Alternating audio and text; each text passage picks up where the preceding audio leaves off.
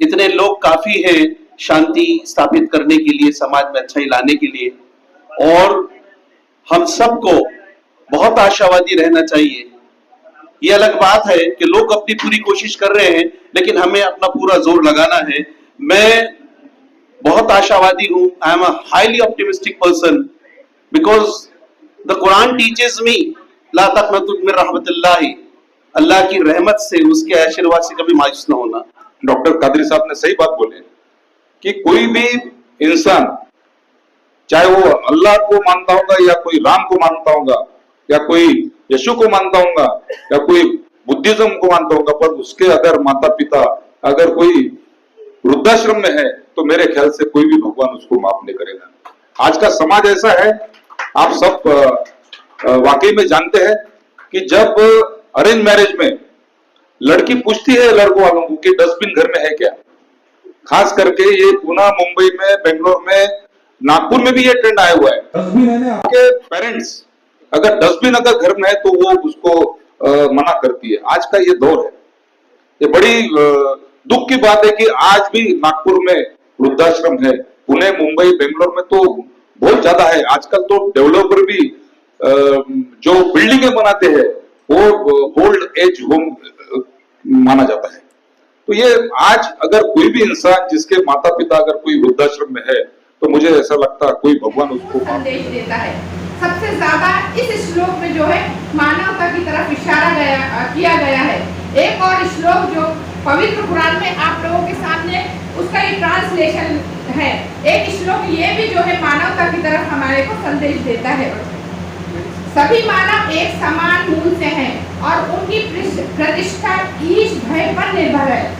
ये हमें सामाजिक समानता, भाईचारे और नैतिकता के रिश्ते देता है, जो एक शांतिपूर्ण और न्याय संगत वातावरण और समाज को निर्मित करने के लिए आवश्यक है।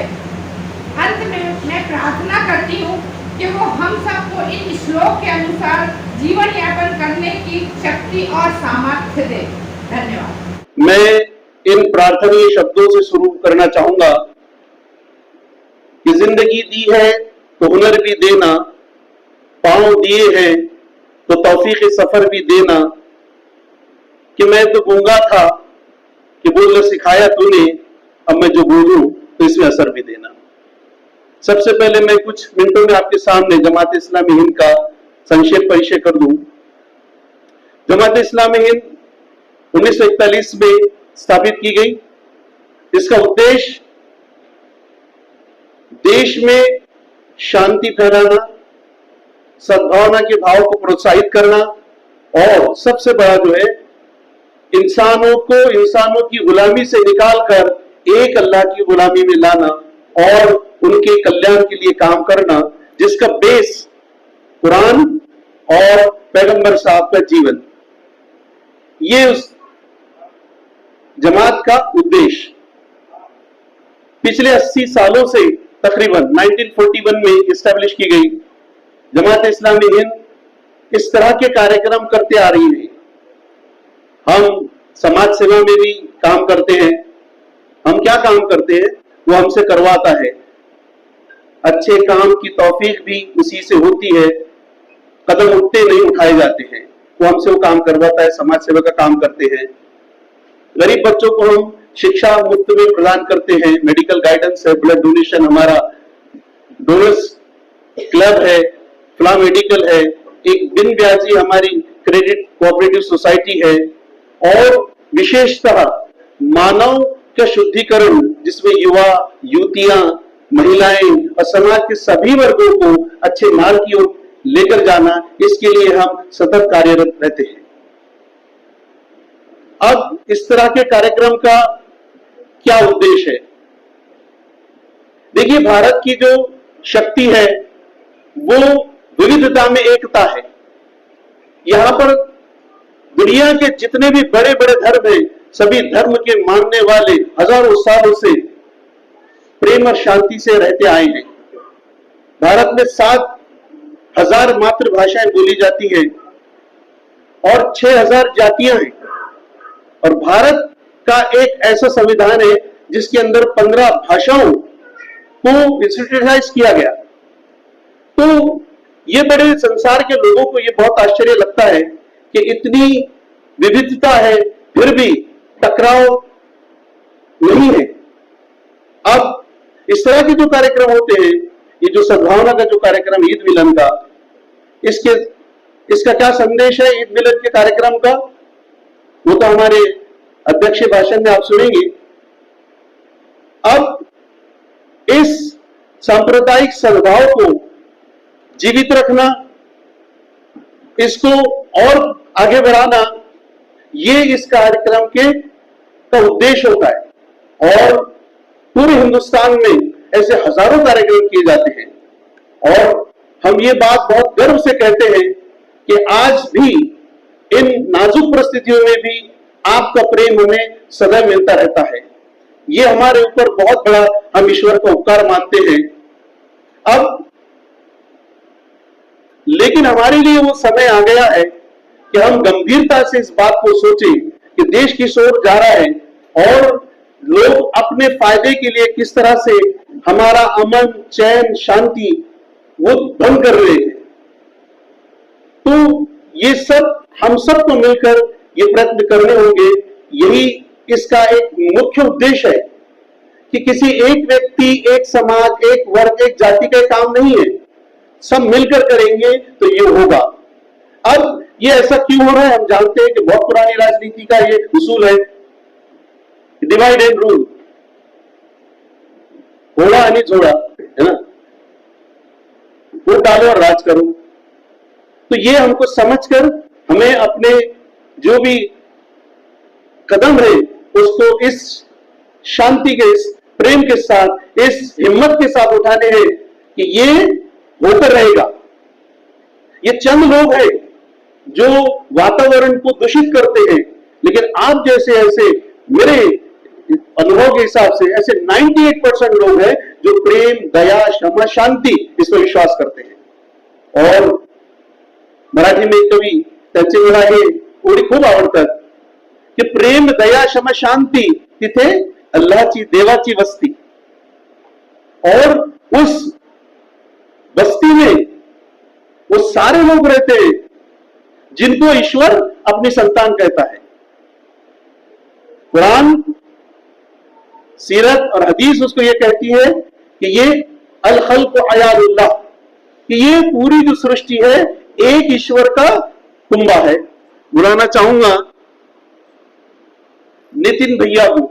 नितिन भैया जो डायरेक्टर हैं जनबंधु सेवा मंडल के, a great missionary, a philanthropist and humble servant of mankind.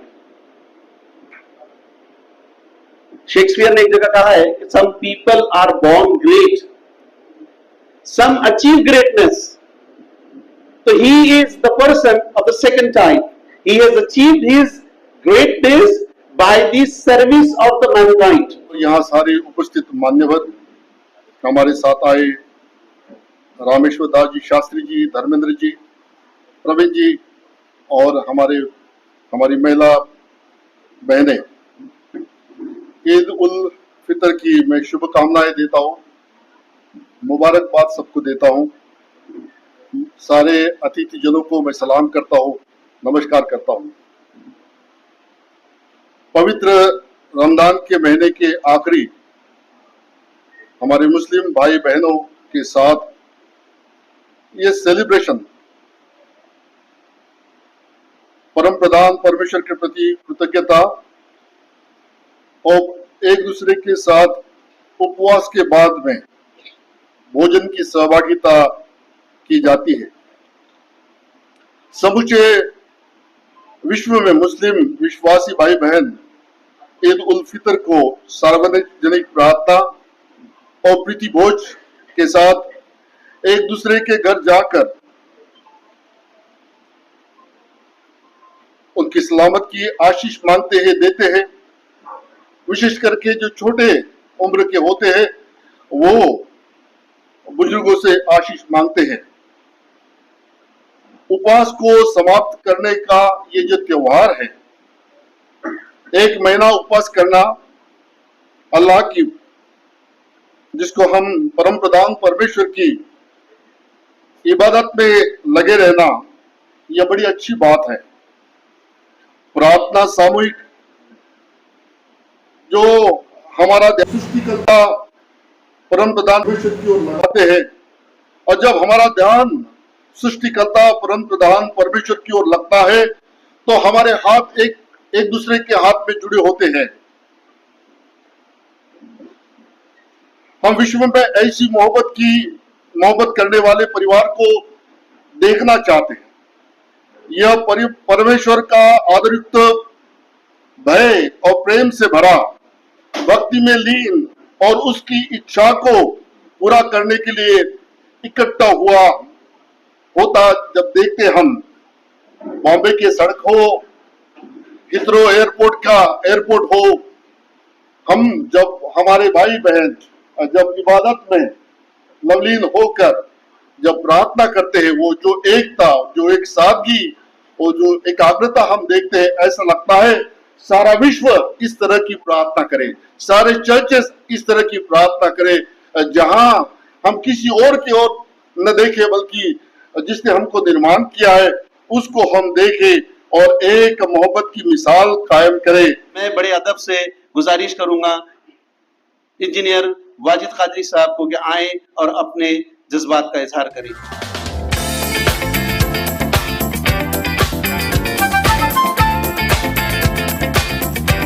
नामद व नसल्ली अला रसूलिल करीम, अम्मा बाद फ़क़द क़ाल अल्लाहु तआला फ़िल क़ुरानिल मजीद फ़अऊज़ु बिल्लाहि मिनश शैतानिर रजीम बिस्मिल्लाहिर रहमानिर रहीम शहरु रमज़ान अल्लज़ी उन्ज़िला फ़ीहिल क़ुरान हुदल लिन्नास व बय्यिनातिन मिनल हुदा वल फ़ुरक़ान सदक़ल्लाहुल अज़ीम। क़ाल नबी सल्लल्लाहु अलैहि वसल्लम या अय्युहन्नास क़ुलू ला इलाहा इल्लल्लाह तुफ़्लिहू। सर्व स्तुती, प्रशंसा, तारीफ त्या अल्लाहसाठी, त्या ईश्वरासाठी जो या सृष्टीचा रचेता, आपल्या सर्वांचा निर्माता, या जगाचा शासक, स्वामी, मालक, पालक आणि धनी आहे। आणि ईश्वरातर्फे शांती नांदो त्याचे दूत आदरणीय हजरत मोहम्मद पैगंबर सल्लल्लाहु अलैहि वसल्लम साहेबांवर आणि त्या सर्व लोकांवर ज्यांनी मानव जातीच्या उन्नती करता आणि प्रगती करता कार्य केले।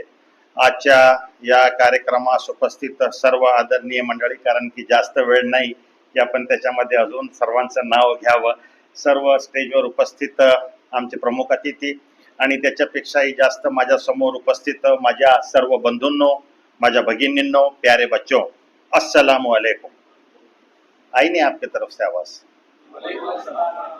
याचा अर्थ असा आहे की आपण सर्वांवर अल्लाहतर्फे, ईश्वरातर्फे शांती नांदो। सद्भावनेसाठी आपण जमा आहोत आणि सद्भावनासाठी येत असताना आपण एक दुसऱ्याला ग्रीटिंग करतो आणि भाषा आपल्याला समजत नसल्यामुळे अनेक प्रकारचे दुरावे आणि गैरसमज निर्माण होतात। म्हणून अस्सलामु अलैकुम जेव्हा भेटलं जातं तेव्हा सांगितलं जातं की आपल्यावर अल्लाहतर्फे शांती नांदो। याचा अर्थ असा आहे की मी आपलं कधीच वाईट चिंतन करणार नाही। हा त्याच्या मागचा हा मुख्य भाग आहे। पैगंबर मोहम्मद साहेबांनी सांगितलं ला तदखुलुल जन्ना हत्ता तुमिनू, तुम्ही स्वर्गात जाऊ शकणार नाही जोपर्यंत तुम्ही श्रद्धा बाळगणार नाही। जब तक ईमान नहीं लाओगे जन्नत में दाखिल नहीं हो सकोगे। वला तुमिनू हत्ता तहाब्बू, आणि श्रद्धा काय हो? हे श्रद्धा आपसामधील प्रेम आहे। आमच्या सरांनी सांगितलं हे श्रद्धा तहाब्बू म्हटलं, आपसामध्ये जर प्रेम असेल तर तुम्ही खरे श्रद्धावंत आहात। आपण पाहत आहोत की ईश्वराकडे जाणारे जे लोक आहेत त्यांच्यामध्ये प्रेम आहे, सद्भावना आहे, आपसातील भाईचारा आहे, एक दुसऱ्याला बरोबरीनं घेणं आहे, लोकांचे अश्रू पुसणारे ते लोक आहेत, हे समाजाला जोडणारे लोक आहेत। आपण प्रत्येक जाणतो त्यांना। आणि समाजाला जे तोडणारे लोक आहेत त्यांच्यामध्ये हिंसाचार आहे, यांना नफरत आहे, हे सर्व काही गोष्टी आपल्या अगदी समोर आहेत। तर पैगंबर मोहम्मद साहेबांनी सांगितलं की मी तुम्हाला सांगू अशी एक गोष्ट की ज्याच्यामुळे तुमच्या आपसामध्ये प्रेम निर्माण होईल। अफशाला सलाम बैनकुम, एक दुसऱ्याला सलाम करत जा भेटत असताना। हा त्याच्या मागचा उद्देश आहे। पैगंबर मोहम्मद साहबाने सांगितलं अपने भाई से मुस्कुरा कर मिलना सदका है, इट इज अ चैरिटी। हम समझते कि चैरिटी यानी कोई पैसे का दान है। अपने भाई से ये नहीं कहा कि कौन भाई है, जो भी भाई है उसको मुस्कुरा के मिलना सदका है। आणि हे सांगितलं की आपसामध्ये एक दूसरे को प्रेजेंट दिया करो, गिफ्ट दिया करो, इससे मोहब्बत बढ़ती है। साथ में बैठकर खाना खाया करो, समूह भोजन करा करो, इससे मोहब्बत बढ़ती है। तो ये आपस की मोहब्बत समाज की ये असल चीज है जिसके लिए सारी बातें हमारे सामने आ रही है। अब जब आप सुनते हैं अजान तो आवाज आती है अल्लाहू अकबर, आपल्याला वाटतं अल्लाहू अकबर म्हणजे लोक म्हणतात की तो का अल्लाह झोपला का, त्याला उठवायचं आहे का. आपण म्हणतो की अल्लाहू अकबर म्हणजे अकबर बादशाबद्दल काही बोलतात का. जर सांगितलं मी सलाम इस्लाम या शब्दाचा अर्थ आहे शांती. तुम्ही म्हणाल तुमचा धर्म कोणता आहे, मी म्हणेल माझा धर्म शांती धर्म आहे. मराठीमध्ये म्हणायचं झालं तर आपण म्हणलं आमचा धर्म काय अशांतीचा काय, आम्हाला भी तो धर्म शांती आहे. हे जमाते इस्लामी संघटन हे काय समाजामध्ये शांती यासाठी कार्य करणारं संघटन आहे. इस्लाम या शब्दाचा अर्थ शांती आहे. तसंच अल्लाहू अकबर म्हटलं जातं. दिवसातून 5 वेळा आपण अजान ऐकतो. आपल्याकडं अलीकडं वादी झालं त्याच्यावर. अल्लाहू अकबर याचा अर्थ असा आहे की अल्लाह सर्वश्रेष्ठ आहे, अल्लाह महान आहे. कोण आहे अल्लाह? अल्लाह ज्याला आपण वेगवेगळ्या नावानं हाका मारतो, कोणी त्याला अल्लाह म्हणतो, कोणी परमेश्वर म्हणतो, कोणी गॉड म्हणतो. तुकाराम महाराजांनी त्याला भगवंत म्हटलेलं आहे. त्याला ज्योतिराव फुले यांनी निर्मिक म्हटलेलं आहे. तो अल्लाह आहे, तो कोणी वेगळा नाही. आणि अल्लाहू अकबर म्हणजे अल्लाह महान आहे, गॉड इज ग्रेट ह्याचा अर्थ असा आहे. म्हणजे मी नेहमी म्हणतो जर तुकाराम महाराजांच्या भाषेमध्ये म्हटलं झालं तर अजान मधून काय येत आहे, भगवंत सर्वश्रेष्ठ आहे, भगवंत सर्वश्रेष्ठ आहे. हा कोणी हिंदूंचा वेगळा नाही आणि मुसलमानांचा वेगळा नाही. The creator of this universe त्याला निर्मिक म्हटलं गेलं. निर्मिक या क्रिएटर ऑफ दिस युनिव्हर्स. आणि एवढं विशाल ब्रह्मांड की त्याचा शेवटचा सिरा सापडत नाही. तो त्याचा निर्माण करणारा तो अल्लाह आहे, तो कोणी वेगळा नाही. लक्षात असू द्या. हे पृथ्वी जी आपण एक धुळीकण आहे, नासानं 4 कोटी प्रकाश वर्ष दूर एक तारा आपण सोडून काढला. विचार करा केवढं विशाल ब्रह्मांड आहे. या विशाल ब्रह्मांडाचा जो निर्माता आहे तो अल्लाह आहे. पूर्वी आपण इथं प्रोफेसर लोक आहेत ना, न्यूटन एरामध्ये होतो, everything was matter. Now we are living in Einstein era, everything is energy. जे मानत नाहीत मी त्यांना म्हणतो की द डिवाइन एनर्जी, आपल्या प्रत्येकामध्ये एनर्जी आहे ना, आणि the source of energy is God. तो आत, तो परमात्मा, तो प्रभू, त्याला हरी म्हणा, त्याला ज्या काही नावानं म्हणा. कुराण असं म्हणतो की जे काही चांगल्या नावानं तुम्ही त्याला हाका माराल ती सर्व चांगली नावं त्याच्यासाठी. जब बीमार पड़ते तो बोलते कौन है भगवान, हे भगवंता बचा ले मुझे. तुम्हारे दिल से जो आवाज निकलती है ना वो अल्लाह है, वो ईश्वर है. हे लक्षात असू द्या. पहिली गोष्ट महत्वाची. आणि अजान मध्ये त्याच्यानंतर पुढे सांगितलं जातं अशहदु अल्ला इलाहा इल्लल्लाह, मी साक्ष देतो की अल्लाह शिवाय कोणी ईश्वर नाही. हा मुख्य भाग आहे त्याचा. आपण प्रत्येक धर्मामध्ये आपण पाहतो त्याचं जे हे सांगितलं गेलं की तो परमेश्वर एकच आहे, सबका मालिक एक. हम सब कहते हैं सबका मालिक एक. तुकाराम महाराजांनी म्हटलं कारे ना आठवीशी कृपाळू देवाशी, पोषितो जगाशी एकला तो. जगाचं पालन पोषण करणारा एकला तो आहे. तर तो आहे, त्याला आपण सर्व मानतोय. तो एकच आहे, तो एकमेव आहे, तो युनिक आहे. इथून त्या एकतेची सुरुवात होते. जर त्याला आपण विभागलं आणि सांगितलं की तुम्ही ह्याला गा, तुम्ही ह्याला गा, तुम्ही ह्याला गा, आणि मग काय होतं समाजामध्ये त्याच्या नावावर भांडण होत असतात. हे हमारा खुदा बडा आहे का तुम्हारा खुदा बडा आहे, नाही. तो ईश्वर एकच आहे. हा एकतेचा संदेश तिथून सुरुवात होतो. आणि दुसरा जो महत्वाचा भाग आहे आमच्या बहिणीनं आपल्या समोर ठेवला, कुराणची आयत आपल्या समोर आली, इन्ना खलकनाकुम मिन झकरिन व उन्सा, आम्ही तुम्हाला एका स्त्री आणि पुरुषापासून तुमची निर्मिती केली. तुमचं रक्त सर्वांचं लाल आहे. तुम्ही एका कुटुंबाचे सदस्य आहात. तुमचं नातं भावाचं आणि भावा बहिणीचं नातं आहे. याला समजून घ्या. अल खल्क व यालुल्लाह, हे विश्व अल्लाहचं कुटुंब आहे. आपण म्हटलं वसुधैव कुटुंबकम, this earth is one family. हा महत्वाचा दुवा आहे आपल्याला जोडणारा. याच्यामध्ये तोडणारे जे लोक आहेत ते सर्व सैतानी लोक आहेत, हे लक्षात असू द्या. आमच्या साहेबांनी सांगितलं आपल्या समोर, तोडणारे लोक सैतानी लोक आहेत, जोडणारे लोक जे आहेत ते अल्लाहला. तर हे सांगितलं की तुम्हारा खून एक है, सबका खून लाल है. ऐसा है क्या कहीं कि भारत वाले का खून लाल है और सऊदी अरब वाले का हरा है? नहीं है, सेम रहेगा. माझं रक्त ग्रुप बी निगेटिव्ह आहे आणि जर माझा सख्खा भाऊ आहे त्याचं बी पॉझिटिव्ह असेल तर त्याचं चालेल का मला? आणि आमचे जर विठ्ठल साहेब आहेत त्यांचं जर बी निगेटिव्ह असेल तर त्यांचं रक्त मला चालेल. हे आहे इन्सानियत, हे मानवता आहे. तर हे सांगितलं की तुम्ही मनुष्य म्हणून सर्व एकाच कुटुंबाचे सदस्य आहात. याच्यावर रिसर्च झालं, डार्विनची थेअरी फेल झाली. ते आपण पूर्वी काय होतं ते सर्व समाप्त झालं. पण हे सांगितलं गेलं की मनुष्य वो इंसान जिसको इस दुनिया में भेजा गया वो मनुष्य एक है. त्याला सांगितलं की आम्ही तुम्हाला डोळे दिले, बुद्धी दिली, मन दिलं. खरं काय खोटं काय हे समजण्यासाठी तुम्हाला प्रत्येक गोष्टी दिल्या, दोन्ही मार्ग तुम्हाला दाखवले. कोणत्या मार्गावर चालायचं त्याचं संपूर्ण स्वातंत्र्य तुम्हाला दिलं. ज्या मार्गावर तुम्हाला चालायचं चाला. तुम्ही त्या ईश्वराला ओळखलं पाहिजे, हे महत्वाचं आहे. आज काय झालं, आपण त्या ईश्वराला अल्लाहला ओळखत नाही आणि भांडतात कोण? जो नाही पहचानते वो ज्यादा भांड. जे धार्मिक लोक असतात ते कधीच भांडत नाही. सत्य धर्माला मानणारे लोक, धर्म हा जोडणारा दुवा आहे. धर्म काय? धर्म आता सांगितलं ना की तो अगर कोई बुद्धांबद्दल सांगितलं जातं की ते एकदा जात होते, त्यांच्याबरोबर काही अन्यायी होते, त्यांनी पाण्यातून हात टाकला आणि इथून एका विंचवाला वाचवलं, त्या विंचवाने त्याला डंक मारला, मग त्याने सोडून दिला, पुन्हा तो त्याला पुन्हा आणि पुन्हा पाण्यामध्ये गेला, पुन्हा पकडलं, पुन्हा 3दा असं झालं, तिसऱ्यांदा डंक मारला. त्याच्या शिष्यानं सांगितलं की बाबा गुरुदेव ये आप ये क्या कर रहे हैं, ये आप उसको बचा रहे हो तो आपको डंक मार रहे हैं. तो ने कहा कि उसका काम जो है वो कर रहा है, त्याचा धर्म तो निभावतोय, माझा धर्म जो है तो मी निभावतोय. तो मनुष्य धर्म क्या है? मनुष्य धर्म ये इंसान कहा गया. इंसान लोग कहते हैं कि उन्स से बना है, उन्स यानी आपस में प्यार. आणि हे सांगितलं की तुम्हाला डोळे दिले, बुद्धी दिली, मन दिलं, खरं काय खोटं काय हे सांगितलं, तुम्ही सत्यापर्यंत पोहोचलं पाहिजे, हे महत्वाचं आहे. सत्याला तुम्ही जाणलं पाहिजे. आणि त्याच्यासाठी हे कहा गया कि एक तरफ उसका घर, शायर ने कहा एक तरफ उसका घर, एक तरफ मैं कदा, मैं कहाँ जाऊं होता नहीं फैसला, इधर दारू की दुकान है, इधर स्कूल है, आप जाएंगे किधर? आप मदिराला एकीकडं मैखाना आहे और एकीकडं विद्यालय आहे, कुठं जायचं? तर सांगितलं जिकडे तुम्ही जाल त्याचा हिशेब द्यावा लागेल. गलत रास्ता चुनोगे, आज एक कश मार लोगे, लेकिन इसका 10 साल के 20 साल के बाद इसका रिजल्ट क्या होगा, उसके लिए तैयार रहो. तुम्ही घाटवर जातात, दिलेला आहे टर्न राइट, तुम्ही म्हणाल मी लेफ्ट टर्न करतो, माझी मर्जी, मैं मानूंगा नहीं. तो कोण होते धर्म के मानने वाले? कुछ भी लिख के लगाते, काही सांगतात, काही कायदे नियम सांगतात, मी मानणार नाही, तुमची मर्जी. गेलं तर काय होईल? तिथं लिहिलेलं आहे 60च्या स्पीडनं गाडी चालवा, स्पीड 60, तुम्हाला 100च्या स्पीडनं गाडी चालवतो, मर्जी तुमची, स्वतंत्रता तुम्हाला दिली गेली. परंतु हे सांगितलं की तुम्हाला डोळे दिले, बुद्धी दिली, मन दिलं, सर्व काही दिलं असताना अंतरात्मा दिला. प्रत्येकाला अंतरात्मा आहे, आपल्या प्रत्येकामध्ये आवाज येत नाही तू गलत कर रहा, ये काम ऐसा नहीं करना चाहिए था. प्रत्येकाच्या मनामध्ये ईश्वराने एक पोलीस चौकी दिली. हे सर्व करत केलं असताना देखील या माणसानं या जगामध्ये कसं राहावं, कसं वागावं यासाठी धर्म दिला. धर्म हा महत्वाचा या दृष्टिकोनातून आहे की तो ईश्वराकडून आलेला आहे.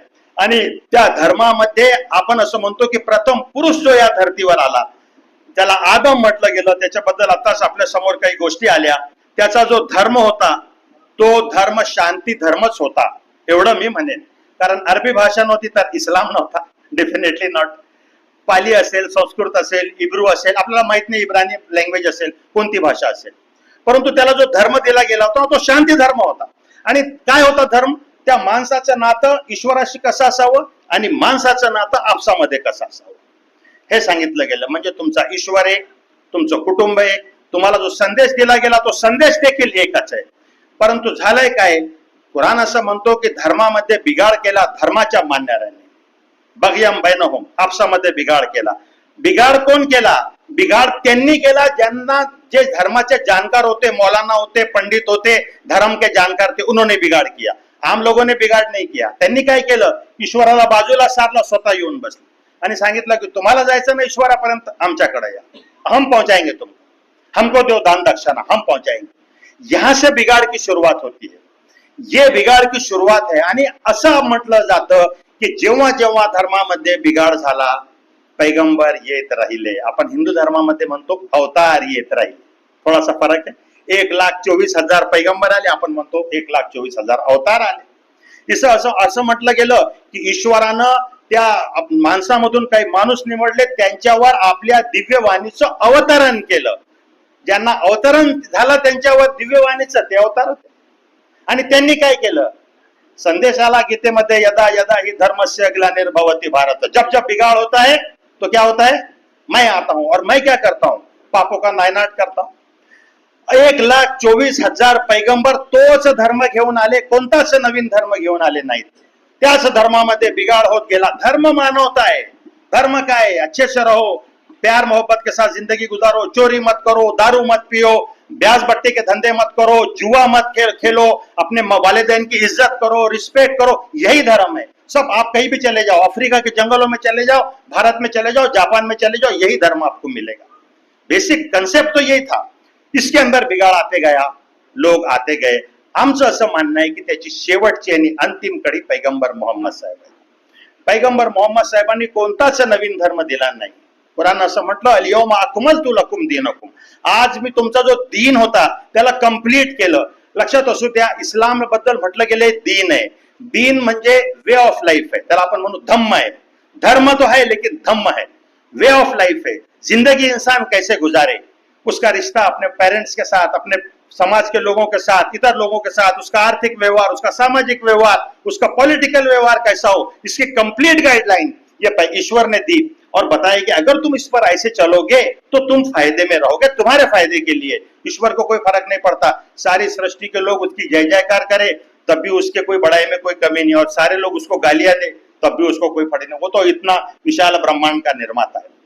तर हे सांगितलं की पैगंबर मोहम्मद साहेबांनी हा नवीन धर्म दिला नाही. आपण म्हणतो इस्लाम धर्माचे संस्थापक पैगंबर, म्हणजे येशू ख्रिश्चन धर्माचे संस्थापक, बुद्ध धर्माचे संस्थापक तथागत गौतम बुद्ध, असं म्हणतो की इस्लाम धर्माचे संस्थापक पैगंबर मोहम्मद साहेबांनी नवीन धर्म दिला नाही, लक्षात असू द्या. त्या धर्माला पूर्णत्व प्रदान केलं आणि फायनल एडिशन म्हणून पैगंबर मोहम्मद साहेबांनी जगासमोर त्या धर्माला प्रस्तुत केलो. तोच धर्म, तो आद्य धर्म. अभी हम जरा सनातन बोले तो हमारे पास जरा मामला टेंशन का चल रहा, बोल के हम वो वर्ड को यूज नहीं करते. सनातन आद्य धर्म आहे हो. मनुष्य जेव्हा होता, आदमचा जो धर्म होता त्याच्यामध्ये बिघाडाला येत तोच धर्म आहे, वेगळा धर्म नाही, लक्षात असू द्या. प्रॉब्लेम असा झाला की मुसलमान लोक स्वतः त्याला समजत नाही आणि त्यांनी रूढी आणि परंपरेचा भाग बनवून धर्माला कुठे कुठं नेऊन टाकलं. तो धर्म मानवतेचा धर्म आहे, संदेश हाच आहे. आणि त्याच्यासाठी सांगितलं की पैगंबर मोहम्मद साहेबावर फायनल एडिशन म्हणून कुराणचं अवतरण झालं. अगोदरची पुस्तकं होती त्याच्यामध्येही संदेश आहे. बायबल आपण पाहतो, वेद पाहतो, अनेक संदेश आहे. नातस्य प्रतिमा असते, त्याची दुसरी प्रतिमा नाही. वेदामध्ये म्हटलं गेलं एकम ब्रह्म द्वितीयम नास्ते, एकच ब्रह्म आहे. आणि हे सांगितलं गेलं उपनिषदामध्ये की जे एका ईश्वराला पूजतात ते उच्च पातळीवर असतात आणि जे संभूतीला विभूतीला पूजतात जे ते खालच्या पातळीचे लोक आहेत. हे सर्व काही क्लिअर आहे.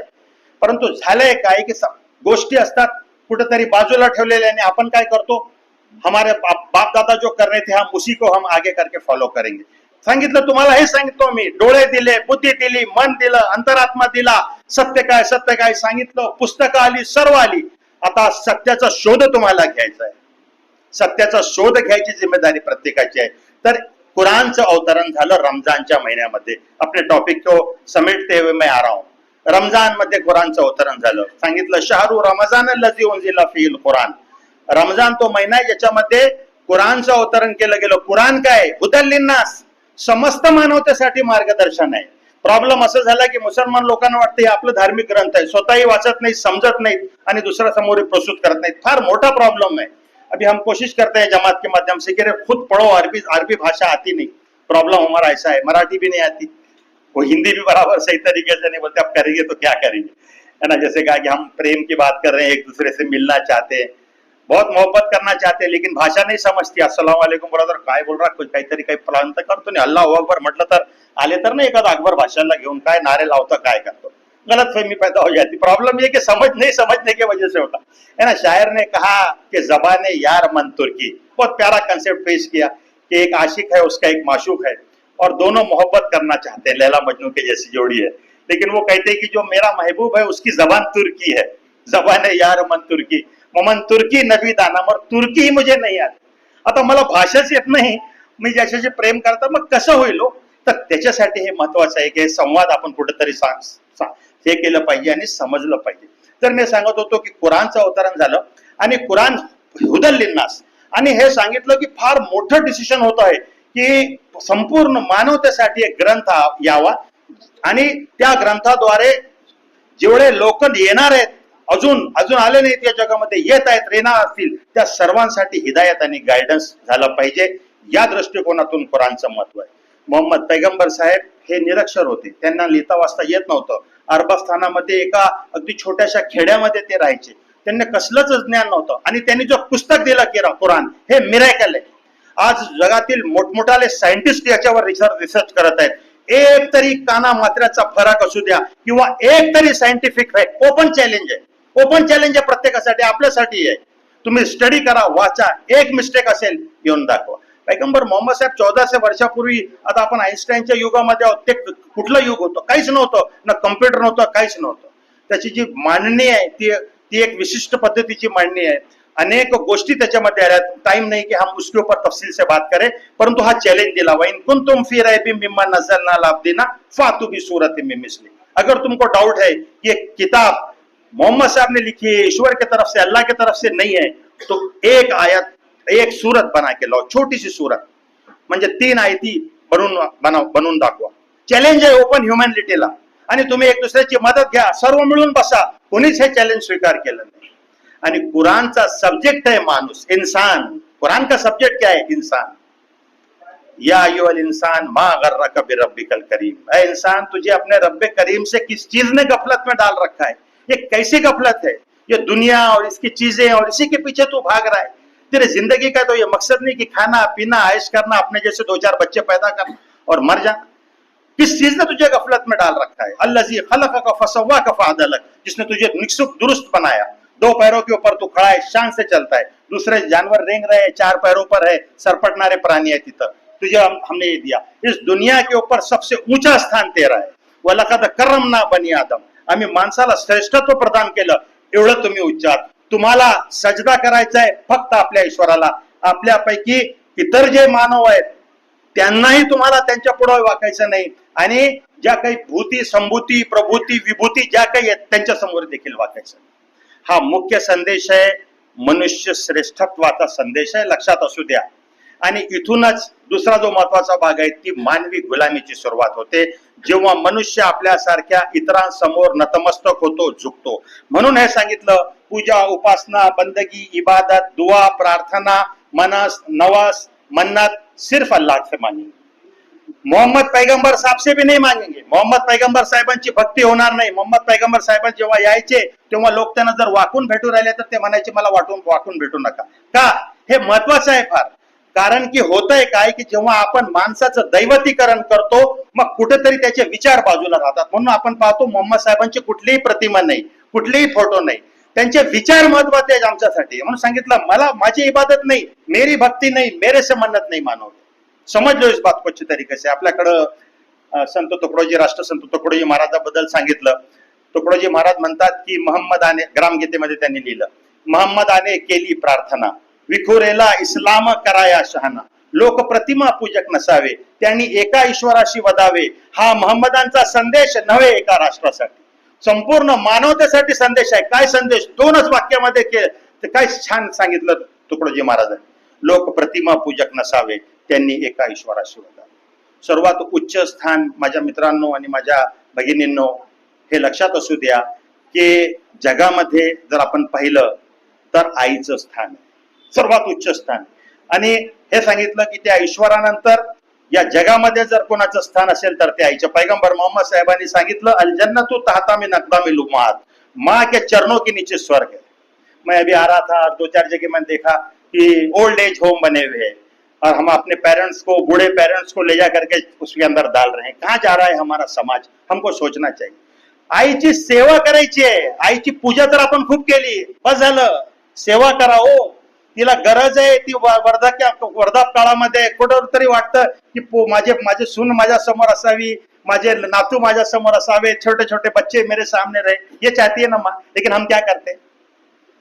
मी जाऊन आलो, माझी पत्नी आणि मी औरंगाबादला आम्ही नेहमी जातो वृद्धाश्रमाला, आम्ही भेट देतो. तिथं एक आई भेटली मला.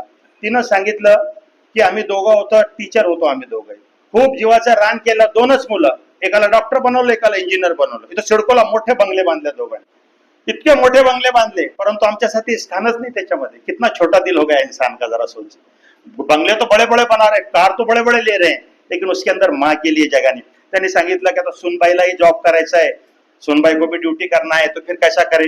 तो आपस में हम प्लान करते हैं, बहुत अच्छा अरेंजमेंट होता है उधर, आपके लिए हम वहां अरेंजमेंट कर देते हैं. इथं आणून टाकलं आम्हाला. ह्यांचं देहांत झालं. आता मी एकटी आहे. डोळ्यात अश्रू होते तिच्या. त्यांनी सांगितलं की आता मी एकटी आहे. असं मी जाते, कधी खूप आठवण येते, मुलाची आठवण येते, नातवंडाची आठवण येते. मग जाते, दिवसभर बघते, काही खाऊ घेऊन जाते, त्यांच्यासोबत चर्चा करते, बसते. जर संध्याकाळ झाली असं वाटतं की मुलांना तरी म्हणावं की आई रुक जा ना, आज के दिन तो रुक जा. म्हणत नाहीत. संध्याकाळ झाली, आई तू केव्हा जाणार आहेस? हा किती वाजले? केव्हा जाणार आहेस तू? अशा प्रकारे करतात. आणि मग पुन्हा मी एकटीच इथं असते. पहा, तिथं त्यांना सर्व फॅसिलिटी आहे, हेल्थ फॅसिलिटी आहे, सर्व काही असेल, परंतु एक आईला काय पाहिजे? तर मी हे सांगत होतो, हा धर्म आहे हे लक्षात असू द्या. हे सांगितलं की याद रखा, जर तुझ्या आई आणि वडिलांशी तू जर वर्तवणूक बरोबर केलं नाहीस तर अल्लाह ईश्वर म्हणतो गाठ माझ्याशी आहे, हिशेब द्यावा लागेल. एक अनुयायी आला आणि पैगंबर साहेबांना सांगितलं की मी माझ्या आईला बसून असं हज केलं, 50 डिग्री टेम्परेचर, आईला खांद्यावर बसून हज केलं, तर मी काही आईचा हक्क अदा केला का? सांगितलं ना की तू जेव्हा त्याच्या गर्भामध्ये होतास त्याची एक कळ जी लागली तिला, तुझ्या आईला, तर त्याचा हक्क देखील तू अदा केला नाहीस. ये तो छोड़ दे, उसने तुझे दूध पिलाया और उसको तुझे बड़ा किया और तुझे सारे चीजें. हा दर्जा आहे आईचा. कुराण सांगितलं आई वडिलांचा दर्जा हा ईश्वरानंतर आहे. सांगितलं वडील हा स्वर्गाच्या दारापैकी एक दार आहे. असं म्हटलं गेलं की कुछ चीजें ऐसी है कि जिनको देखना इबादत है, काबे को देखना इबादत है, ऐसे ही अपने माँ बाप को देखना इबादत. और कुरान कहां से हक बताता है माँ बाप का? वो कहता है की जब वो बुढ़ापे की उम्र को पहुंच जाए, सत्ता तुमच्या हातामध्ये आली, ते रिटायर झाले, आता त्यांना कोण विचारणार आहे? हो पड़े रहो, तरकारी भाजी लाओ और अपना कुछ करते रहो, कोई पूछता नहीं. तब उनकी सेवा. अब बुढ़ापे में टेंशन आ जाता, टेंशन में गुस्से में कुछ बोल भी देते माँ बाप, गुस्सा भी आ जाता, कुछ अपनी मर्जी भी चलाने को करते, बच्चा चिड़चिड़ा हो जाता, कहते हैं नहीं, तो उस वक्त उनकी सेवा करो, ये धर्म है.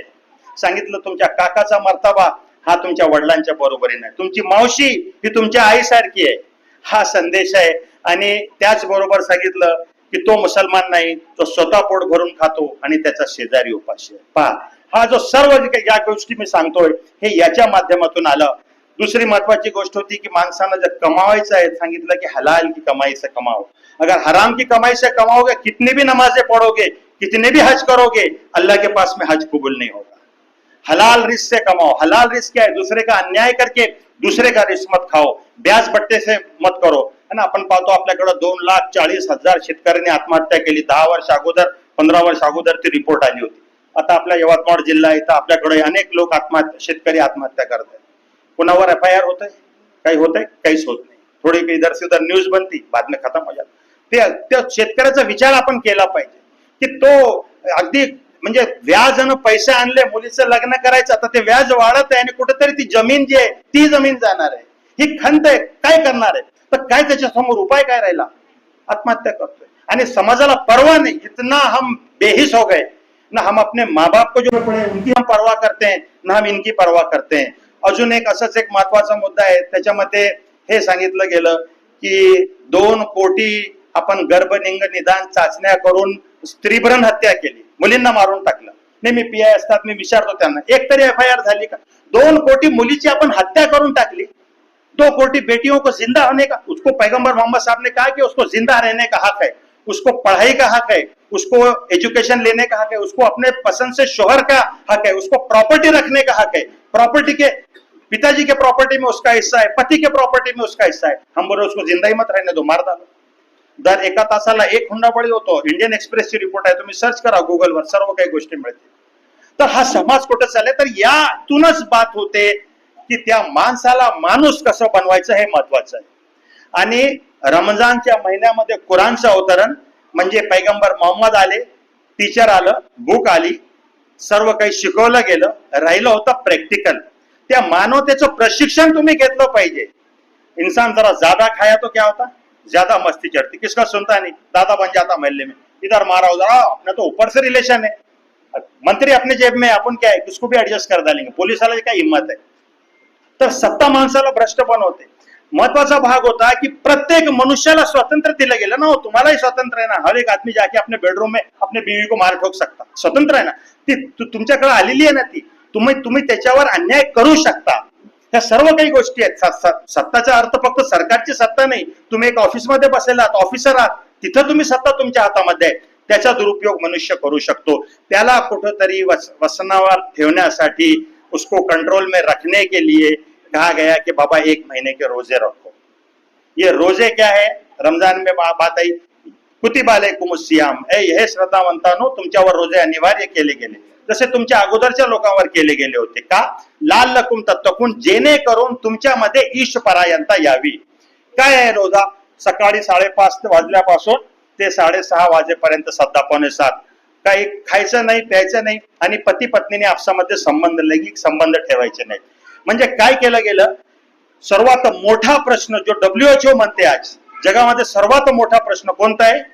भूक. Hunger is still world's largest problem. आपल्या देशामध्ये 36 लाख लोक असे आहेत जे बिलो पॉवर्टी लाईन आहेत. 19 लाख लोक असे आहेत, 19 कोटी, 36 कोटी लोक असे आहेत BPLच्या खाली आहेत. 19 कोटी लोक असे आहेत की ज्यांना फक्त एक वेळचं जेवण मिळतं. आपण आपली सरकार 80 कोटी लोकांना म्हणे अजूनपर्यंत हम खिला ही रहे उनको उनको उनको कोई रोजगार नहीं है तो क्या करेंगे साहब, खाना राशन तो दो उनको. 80 कोटी लोक आपल्या देशामध्ये असेल. एकीकडे ही परिस्थिती आहे. दुसरीकडे आता परवाच रिपोर्ट आली, 200 फॅमिलीज आपल्याकडे असे आहेत, 200 फॅमिलीज ज्यांच्याकडे देशाची 33% संपत्ती आहे और वो बढ़ रही है संपत्ती, कम नहीं हो रही. तर हे सांगत होतो की त्या माणसाला माणूस कसं बनवायचं हा महत्वाचा भाग आहे. हे सांगितलं बहिणाबाईंनी म्हटलं, मानसा मानसा कधी होशील रे माणूस, तुझा होना तर बरा गोठ्या तला जनावर, वो गोठे का जानवर तेरे से अच्छा है. तुझ्या तेरे अंदर जब भूख आती तो तेरी भूख मिलती खत्म नहीं होती. काही नाही खाऊन टाकलं, सिमेंट खाऊन टाकले, स्टील खाऊन टाकलं, डॅमचे डॅम हजम केले, केटी वेअर हजम करून टाकला आपण. आपली भूक समतच नाही. एक आला पेशंट तर त्याला इकडून द्या, तिकडून टेस्ट करा, इकडून कापा, हे कोण करत आहे हो? हे सब शिक्षित समाज करत आहे. मोठे मोठे भ्रष्टाचार कोण करत आहे? शिक्षण घ्यावं याचा अर्थ असं नाही की शिक्षण घेऊ नये, पण त्या शिक्षणाला जर नीतिमत्तेची सांगड नसेल तर तो काय कामाचं आहे? तर कुठेतरी हे प्रशिक्षण मानवतेचं महत्वाचं होतं रोजेच्या माध्यमातून जे दिलं गेलं ना. किसी शायर ने कहा कि हजारों डिग्रियां लेकर इल्म पर दस्तरस पाकर, इल्म यानी इंफॉर्मेशन, हजारों डिग्रियां लेकर, इस शिक्षण को भी कहते हैं, इल्म पर दस्तरस पाकर झलकते लफ्ज आंखों से न पढ़ पाओ, डोळ्यातून जे शब्द टपकतायत ना ते जर तुम्ही वाचू शकला नाही, छलकते लफ्ज आंखों से न पढ़ पाओ तो जाहिल हो. कोई फायदा नहीं तुम्हारी डिग्रियों, कोई फायदा नहीं तुम्हारे इन चीजों का. तो बाहेर इंपॉर्टंट क्या थी की उसको इंसान बनना चाहिए. म्हणून सांगितलं दिवसातून एक पूर्ण वर्षातून एकदा प्रत्येक धर्मामध्ये उपवास आम्ही अनिवार्य केले. वेगवेगळे स्वरूप आहेत प्रत्येक धर्मामध्ये. आणि हे सांगितलं श्रद्धावंतांना, तुम्हाला काय करायचं आहे, 30 दिवस दररोज समजो 14 तास 15 तास 14 गुणिले 30 400-4.25 तासाची ट्रेनिंग है मानवतेची. आपको मिलिट्री के अंदर ट्रेनिंग लगती है, आपको पुलिस के अंदर ट्रेनिंग लगती है. जब आपको बनना है डिपार्टमेंट में जाते हैं, बगैर ट्रेनिंग के आपको कोई नहीं जॉब देता. तो इंसानियत की ट्रेनिंग लो, इस कोर्स को रिवाइज करो. काय सांगितलं गेलं, जेव्हा तुम्हाला भूक लागेल तेव्हा तुम्हाला समजेल समाजाची भूक काय. भूकेवर भाषण वेगळं आहे, भूकेवर पीएचडी करणं वेगळं आहे. आणि जेव्हा तुम्हाला स्वतःला भूक लागेल, समाजाची भूक समजेल. पैगंबर मोहम्मद साहेबांनी सांगितलं, किसी का रोजा खुला दो, एक खजूर दो, पाणी पिला दो, तुमको रोजा रखने वाले के बराबरी में सवाल. त्याच्या मार्फत हे साध्य केलं गेलं की कुठेतरी समाजामध्ये पैगंबर साहेबांनी सांगितलं की तुम्हारा रोजा तो अभी छूट जाएगा, लेकिन अभी समाज में ऐसे लोग हैं ज्यांचा रोजा संध्याकाळी सुटेल का नाही माहिती नाही, उद्याही सुटेल का नाही माहिती नाही. त्याच्यासाठी तुम्ही कार्य केलं पाहिजे, तर तुम्हाला तो रोजा हा सही रोजा होगा. दुसरी महत्वाची गोष्ट आहे, पाण्याचा ग्लास ठेवलेला आहे, ताण लागलेली आहे, आता 40 टेम्परेचर आहे, मनुष्य पाणी पित नाही. नहीं क्यों नहीं पी रहा, कौन पाहतोय तुला? ईश्वर देख रहा है. मग कितना भी छुपके पिया तो कहाँ छुपेगा, मेरा मालिक देख रहा. ये कंट्रोल सिखाया गया. तर तुमचा पाण्याचा ग्लास आहे, तुम्ही पित नाही, कोणी तुमच्या मित्रांनी सांगितलं दारूचा ग्लास द्या ना, जरा मारलो 2 डोस, तुम पिंगे. तुमच्यामध्ये एवढं आत्मनियंत्रण आलं पाहिजे, सबुरी आली पाहिजे. हा रोजाचा मुख्य उद्देश आहे. म्हणून पैगंबर साहेबांनी सांगितलं तुमच्या डोळ्याला रोजा आहे, डोळ्यानं वाईट बघू नका. हम जो कहते हैं ना कि हमारी बेटियां यहाँ पर नकाब पहन करके बैठी है, हम जो अच्छी चीज होती है ना घर में, जो कैश सोना होगा आपने देखा होगा, उसको लपेट के पैक करके तिजोरी के अंदर रखते. हम अपने बहनों की रिस्पेक्ट करते हैं करके हम उनको कहते हैं कि ऐसा नकाब और अच्छा सा एक लिबास पहनती हैं वो. उसके पीछे अर्थ ये नहीं है कि कुछ उसको डिग्रेड करना अर्थ नहीं है, उसकी ब्यूटी इसके साथ है. हम देख रहे हैं ना कि इंसान जब पहले जंगल में रहता था तो कपड़े क्या पहनता था. अभी आपल्याकडे इथे आदिवासी लोग हैं, छोटे से एक लंगोट थी, लेकिन फिर बाद में क्या हुआ, पैंट पहने, उसके ऊपर बुशर्ट पहने. अभी साहब बैठे हुए हमारे कोट पहने हुए, अंदर में जैकेट कोट. तो अब ये हम बोलते हैं कि हमारी जो बेटियां हैं, हमारी जो बहनें, ये उससे हायर लेवल की है, तो उनको जरा और अच्छा सा लिबास पहनाओ, ये उसके पीछे. लेकिन यहाँ पर जो बात मैं आपसे कहना चाह रहा हूं, ये कहा कि अपनी जो कंट्रोल है आंखों के ऊपर, तो आंख के अंदर आपको क्या देखते हैं ये आपके लिए बहुत इंपॉर्टेंट है. तो जो पर्दे की बात जहां पे कुरान कहती है, पहले मर्दों को हुक्म दिया है कि अपनी नजरें नीचे रखो. ये है डोळ्यानं वाईट पाहू नका. और अपनी कोई बहन है तो आपके तरफ उसके देखने का रवैया आपका कैसा है, ये बहुत इंपॉर्टेंट है. शैतान का तीर है, यहीं से पहले शुरुआत होती है और फिर इंसान बुराई की तरफ, कुकर्म की तरफ जाता है. तो डोळ्याला रोजा ठेवा, कानाला रोजा ठेवा. सर्वात महत्वाचं काय, आपण देख रहे समाज के अंदर ही जीभ कशी दिसते, दिसते ना सर्पासारखी. आणि हेच जाहीर कहते कि साहब यानी तलवार का जख्म भर जाता है लेकिन जबान का जख्म नहीं भरता. एक भाषण केलं, लागली आग समाज के अंदर, धाड दंगे पेट रहे, धाड हंगामा हो गया. अच्छी बातें भी होती है, याच्यावर कंट्रोल ठेवा. आणि सर्वात महत्वाचं म्हणजे तुम्हाला हार्ट है, दिल है, मन है, मन में बुरा मत कहो। अभी आपके सामने कुरान की वो श्लोक आए थे पढ़ी ना, कि किसी के बारे में बुरा मत सोचो। आप बुरा सोचेंगे तो फिर बाद में बुरा करेंगे, तो अपने मन को पवित्र रखो। तर अशा प्रकारे आत्मशुद्धी पूर्ण 1 महिना दिवसभर उपाशी तापाशी राहायचं आणि ईश्वराचं स्मरण करायचं, आणि संध्याकाळी रात्री ती मोठी नमाज असते 1 तासाची, आणि तिथं जाऊन नमाज मध्ये उभं राहायचं आणि आपल्या ईश्वराची भक्ती करायची, जेणेकरून तुमच्यामध्ये मानवता यावी। असल बात ये है, अपनी नवी नवी शादी हो गई, हनीमून पीरियड है, बीवी साथ में है, लेकिन एक कंट्रोल करो। एवढा कंट्रोल शिकवला गेला तर तुम्ही मग समाजातील आपल्या ज्या इतर आया बहिणी आहेत त्यांच्याकडे कधीच वाईट नजर टाकणार नाही। 2 मुख्य प्रॉब्लेम आहे ज्याच्यामुळे क्राईम होतात, भूक आणि लैंगिक वासना, सेक्सुअल डिजायर्स। जर त्याच्यावर मनुष्यानं कंट्रोल केलं ना, बहुत बड़ा कंट्रोल उसके अंदर आ जाएगा। ये बात सिखाई गई, और ये पूरा रमजान का महीना 1 महीने की ट्रेनिंग, उसके बाद आप लोग यहाँ पर जमा है ईद के माध्यम से। या ईदला म्हटलं गेलं ईद उल फितर। ईद उल फितर, फितर काय? फितर असं आहे की जो कोणी श्रद्धावंत उपवास ठेवतो त्यांना आपल्याकडून 2 ते 2.5 किलो गहू, ज्वारी, तांदूळ, काजू, किशमिश हे दान करायचंय, गरिबांना दान करायचे। म्हणजे विचार करा की जर 10 कोटी लोकांनी, मुसलमानांनी जर हे दान केलं तर हे दान अगदी समाजातील अगदी शेवटच्या थराचे जे लोक आहेत त्यांना नेऊन द्यायचं आहे। बहुत एकदम अनाथ और मिस्कीन, जिसको कहा गया जो काम नहीं कर सकते, बिल्कुल उनको जाकर के चुन के देना है। तर 20 कोटी किलो एवढे हे रक्कम हे ट्रान्सफर झाली, अनाज और घेऊन उसके घर के अंदर। म्हणजे हे सांगितलं की समाजाची जबाबदारी आहे, सरकार आपली जबाबदारी पाडेल, पण समाजाची जबाबदारी आहे की कोणी उपाशी राहायला नको, हर एक की ईद होना चाहिए। इसका एक दूसरा पहलू रख करके मैं अपनी बात को समेट लूंगा। ये कहा गया है कि हर एक को जकात अनिवार्य की गई। जकात काय? इस्लाम मध्ये इन्कम टॅक्स नाही, इस्लाम मध्ये सेव्हिंग टॅक्स आहे। सेव्हिंग टॅक्स कसं आहे? तुमच्या आणि तुमच्या कुटुंबाच्या सर्व गरजा पूर्ण झाल्यानंतर, तुम अपने बच्चों को पढ़ाओ बड़े स्कूल में, 50,000 खर्च करो, हे सर्व पूर्ण झाल्यानंतर 1 वर्ष तुमच्याकडं जर अमाऊंट 52.5 तोळे चांदी याच्या वेळूपेक्षा जास्त असेल, जवळपास 20-25 हजार रुपये, तर जेवढा काही अमाऊंट असेल त्याच्यावर 2.5% हे तुम्हाला सेल्फ काढायचे है। कोई सरकार नहीं आएगा, कोई मौलाना नहीं पूछेगा, कुछ नहीं, तुमको खुद निकालना है। ये तुम्हारे माल में हक है गरीबों का, तुम ऐसा नहीं कर रहे हो, उस गरीब का हक है, उस तक के पहुंचना चाहिए, और वो 2.5% रक्कम वो ले जाके देना है गरीबों को। पहा, इकॉनॉमीचे इथं विद्यार्थी असतील, हे सांगितलं गेलं की जेव्हा मोठ्या लोकांकडे पैसा येतो ना, ते सेव्हिंग मध्ये टाकतात आणि ते डम्पिंग ग्राउंड बनतात, आणि कुठेतरी तो पैसा जेव्हा त्याच्यामध्ये हरकत होत नाही तर तो स्टॅग्नंट होतो आणि बाजारामध्ये मंदी येते। काय केलं मोहम्मद पैगंबर साहेबांनी सांगितलं, जेव्हा हा प्रयोग त्यांनी केला आणि हे कुराण, हे जकात फर्ज झाली, तर लोक मोठ्या प्रमाणावर पैसे आले। आता म्हणजे आता भारतामध्ये सांगितलं गेलं, थोड़ी देर के लिए आप अपने ही शहर की बात करो, नागपुर की, अगर नागपुर शहर में आप समझो, सोचो कि एक 100 करोड़ रुपए की जकात निकाली होंगी, पूरे भारत में 10 लाख करोड़ की जकात निकालती, ज्यादा निकली होंगी, 100 करोड़ तो हम पकड़ रहे, तर 100 कोटी जेव्हा आपण काढतो ना, तेव्हा ते काय करतो आपण, ते लेबर क्लासला, गरिबांना देतो। ते काय करतात, पैसे हाथ में आल्याबरोबर, अरे अपने बच्चे को कपडे खरीदने का है, किराणे का सामान भरणे, ते पैसे घेऊन मार्केटमध्ये येतात। पण हे होतं की जे पैसा आहे तो मार्केटची संजीवनी बनते। 10 लाख कोटी एक अंदाज आहे, 15 लाख कोटी कोण म्हणतात मुसलमान जकात काढतात, हे 15 लाख कोटी जेव्हा गरीबापर्यंत पोहोचतात ना, ते गरीब इमिजिएट तो पैसा घेऊन मार्केटमध्ये येतात, आणि मग त्याच्यातून सर्वांना पुन्हा रोजगार मिलता, हमाल को काम मिलता, वो जो एक लेबर छोटा सा काम करा उसको काम मिलता, प्रोडक्शन करने वाले को काम मिलता, और इस तरह से मार्केट फ्लरिश होता और सबकी ईद होती। यही ईद है, साधु संत येती घरा तोची दिवाळी दसरा म्हटलं तर ये ईद है। और ये ईद अकेले, जैसे मैंने कहा कि हमारे दिल छोटे हो गए, हमारी फैमिली छोटी हो गई, फैमिली के अंदर पेरेंट्स को भी जगह नहीं रही, मैं भला मेरा घर भला, अब तो एकदम हर मियाँ बीवी भी रहेंगे तो हर अपना अपना मोबाइल लेके बैठा हुआ है, एकदम हो गए।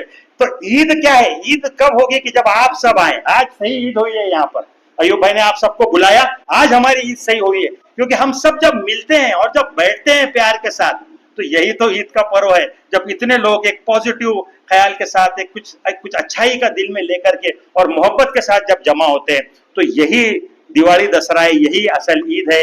इसी मुनासिबत से आज आपको बुलाया गया, आपके सामने प्यार का संदेश हमने रखने की कोशिश की, आपने हमारी बातों को सुना, इस पर मैं बहुत आपका शुक्रिया अदा करता हूँ। और आखिर में जाते जाते राहत इंदौरी साहब का एक शेर सुना करके मैं अपनी जगह लूंगा, है ना। उन्होंने कहा कि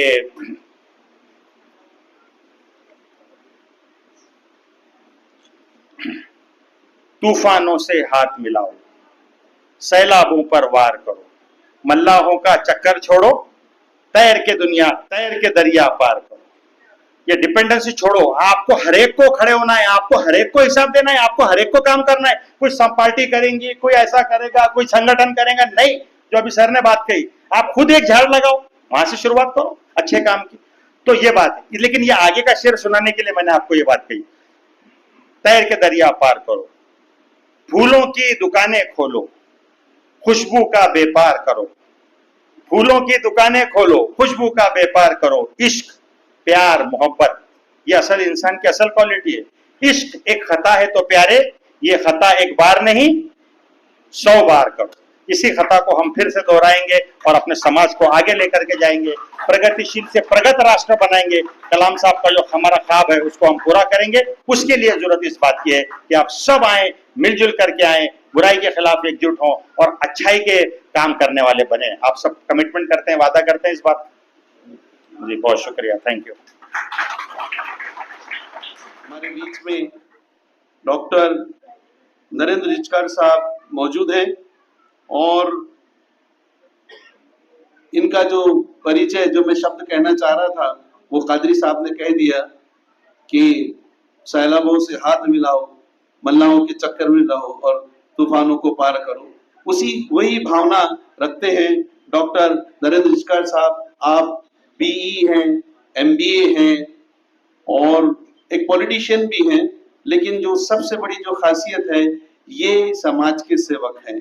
तो मैं उनसे विनती करूंगा कि वो आए और अपने इस कार्यक्रम के बारे में अपनी प्रतिक्रिया प्रस्तुत करें। सबसे पहले तो मैं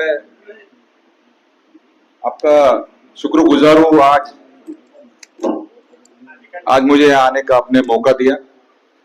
और सही मायने में हमारे जो औरंगाबाद से जो हमारे मित्र, हमारे जो गेस्ट आए हुए हैं, अब्दुल कादरी साहब, बहुत सरल भाषा में, सिंपल लैंग्वेज में उन्होंने भगवान पैगंबर का जो संदेश है कुरान में, रमजान क्या होता है, रोजे किस चीज के लिए रखे जाते हैं, और सबसे अच्छी बात ये बोले कि आज सही मायने में हमने ईद मनाई। यहाँ पे आज सब लोग, यहाँ पे सभी समाज के लोग यहाँ पे मुझे दिख रहे हैं, ना किसी भी एक समाज के। तो ये सबसे बड़ी आज हम लोग ईद मनाने जा रहे हैं।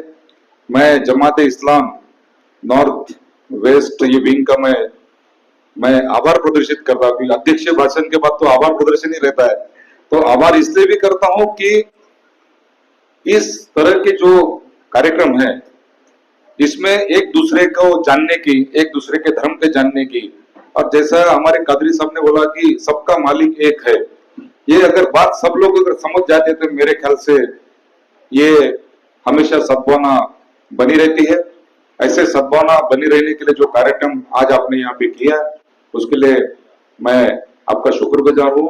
बहुत बहुत धन्यवाद। इस बार ईद के कार्यक्रम में ईदगाह ग्राउंड में हमारे जैसे काफी जो नॉन मुस्लिम लोग हैं उनको बुलाया गया, वहां पे भी एक सद्भावना दिन मनाया गया, और हजारों जो हमारे मुस्लिम बांधवों को हम लोगों ने उनको ईद की हमने शुभकामनाएं दी, साथ में का एक फूल दिया। और ऐसे ही समाज अगर चलते रहेगा तो सद्भावना बनी रहेगी।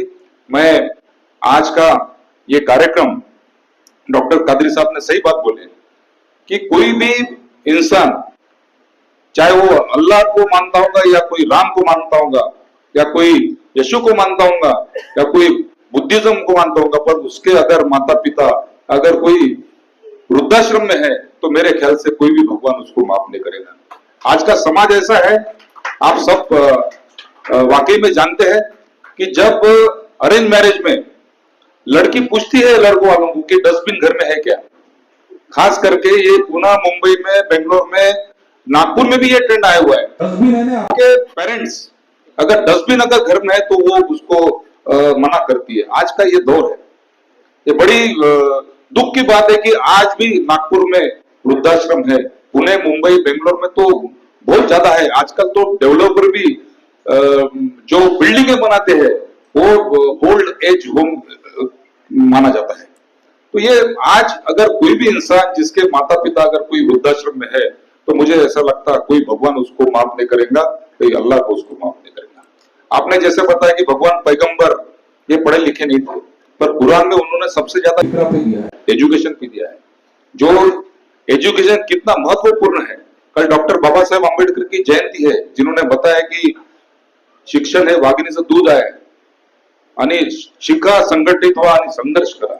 आज मेरे ख्याल से डॉक्टर बाबा साहेब आंबेडकर ने भगवान पैगंबर के प्रेरणा लेके वो हिसाब से लोगों को पढ़ने के लिए बोला है। पर सिर्फ पढ़ना लिखना जरूरी है, उसमें नीतिमत्ता भी बहुत जरूरी है, जैसा डॉक्टर साहब ने आपने बताया। आज हम देख रहे हैं, आज मेडिकल का दौर है, आज लीगल एडवाइस अगर लेने हम जाते हैं, कोई चार्टर्ड अकाउंटेंट के पास लेने जाते हैं, उनको बुद्धिमत्ता तो बहुत रहती है, एजुकेशन तो बहुत रहता है, पर नीतिमत्ता धीरे धीरे समाज में खत्म होती जा रही है। उसको ये हिसाब से भी देखना चाहिए। आप काफी देर हो चुका है, आपने सभी वक्ताओं ने बहुत अच्छा संबोधन यहाँ पे किया। डॉक्टर अब्दुल कादरी साहब का मैंने पूरा सुना और बहुत अच्छा कार्यक्रम आज हमारे जमात इस्लाम ने यहाँ पे रखा। फिर से उनका मैं शुक्रगुजार हूँ और मुझे यहाँ बुलाने के लिए, कार्यक्रम का एक भाग मुझे बनाने के लिए उनका बहुत बहुत धन्यवाद। देखिए, इतने लोग काफी हैं शांति स्थापित करने के लिए, समाज में अच्छाई लाने के लिए, और हम सबको बहुत आशावादी रहना चाहिए। ये अलग बात है कि लोग अपनी पूरी कोशिश कर रहे हैं, लेकिन हमें अपना पूरा जोर लगाना है। मैं बहुत आशावादी हूं। I am a highly optimistic person because the Quran teaches me ला तक़नतु मिन रहमतिल्लाह, अल्लाह की रहमत से, उसके आशीर्वाद से कभी मायूस न होना। तो मैं अपनी अभिव्यक्ति बस इन शब्दों में मैं करना चाहूंगा। ये कविता मेरे मन के बहुत करीब है। मैं गाता हूं हर गीत मधुर विश्वास लिए, मैं गाता हूं हर गीत मधुर विश्वास लिए, लहराती अंबर पर तारों से टकराती ध्वनि, एक दिन पास तुम्हारे गूंजेगी ही, तारों से टकराती ध्वनि एक दिन पास तुम्हारे गूंजेगी ही। मैं रखता हूं हर कदम दृढ़ विश्वास लिए, मैं रखता हूं हर कदम दृढ़ विश्वास लिए, इनसे एक दिन रफ्तार किरण फूटेगी ही, इनसे एक दिन रफ्तार किरण फूटेगी। वो सुबह जरूर आएगी जब हम सब ये कहेंगे कि भारत एक सोने की चिड़िया है और इसमें हमारा कुछ योगदान है। तो मैं अब जो हमारा आखिरी पड़ाव है वो है वोट ऑफ थैंक्स। उसके लिए मैं हमारे बहुत ही सीनियर मेंबर हैं सैयद नियाज अली साहब, ये बीएसएनएल में एज ए ऑफिसर रिटायर्ड हुए हैं। अभी जब से रिटायर्ड हुए हैं तब से उन्होंने पूरा अपना समय इस संगठन को समर्पित कर दिया है, और उनको इन 2 लाइन के साथ मैं निमंत्रण देना चाहूंगा कि वो पेड़ फलों से झुका हुआ तो समझो कि है यहाँ अनादिकाल से, वो पेड़ फलों से झुका हुआ तो समझो कि है यहाँ अनादिकाल से, शेवय अहले हुनरा सर को झुकाए रखना। ये बहुत ही शेवय अहले हुनर है, ये विनम्र व्यक्ति हैं, तो मैं उन्हें दावत दूंगा कि वो इज़हारे तशक्कुर पेश करें। सैयद नियाज अली साहब। अनेक वाद रहते हैं, अयूब सर के लैंग्वेज में बात कर रहा हूं मैं। अनेक वाद होते हैं जिसमें एक वाद जो निर्विवाद होता है और वो होता है धन्यवाद। तो इसमें एक बात उन्होंने जो बताई थी कि ईश्वर के प्रति आभार प्रकट करना, ये रमजान के मैंने कहा लाल लकुम तशकरून, यानी ईश्वर के प्रति आभार प्रकट करना ये रमजान का उद्देश्य होता है। बहुत सारे उद्देश्य बताए, एक उद्देश्य होता है। तो सबसे पहले मैं ईश्वर का, अल्लाह का आभार प्रकट करता हूँ कि उसने मुझे और आपको और सभी को ये सद्बुद्धि दी कि इतना अच्छा कार्यक्रम है यहाँ पर हम अच्छे से अटेंड कर सके, आयोजकों ने अच्छे से अटेंड किया, अरेंज किया। उसके बाद में हम देखते हैं कि भारत एक त्योहारों का पर्व यहाँ पर है। रामनवमी हुई, महावीर जयंती हुई, ईद उसके पहले हुई, और अभी कल डॉक्टर अंबेडकर जयंती है। तो आपने देखा कि खुशियों का पर्व है। इसमें ईद ये संदेश देती है कि हम आपस में एक दूसरे से मिलकर रहे, एक दूसरे की खुशियों में सम्मिलित रहे।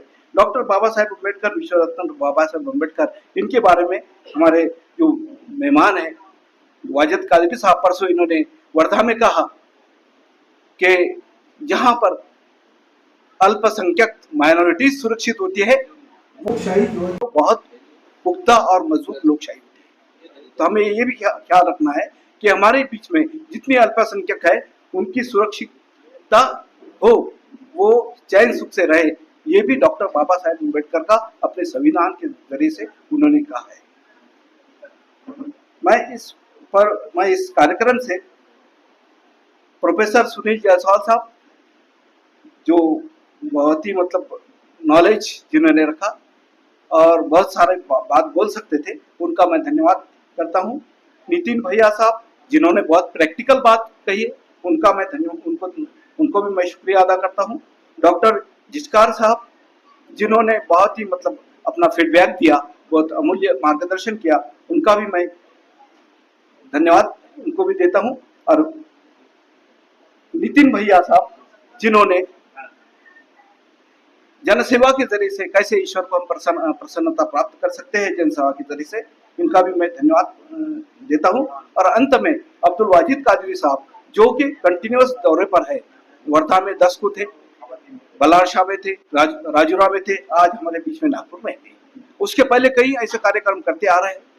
तो विशेष तौर पर मैं वाजिद कादरी साहब का धन्यवाद देता हूं उनको, और ईश्वर हम सबको और उनको एक अच्छी आयु दे, अच्छा हमको एक अच्छा मतलब हमारा उद्देश्य करे, हमको हमारी काउंसलिंग करे। और सबसे आखिर में, लेकिन सबसे महत्वपूर्ण, आप ऑडियंस और श्रोतागण, जिसमें हमारे भाई और बहनें यहाँ पर मौजूद है, इनका भी मैं धन्यवाद अदा करता हूँ। धन्यवाद।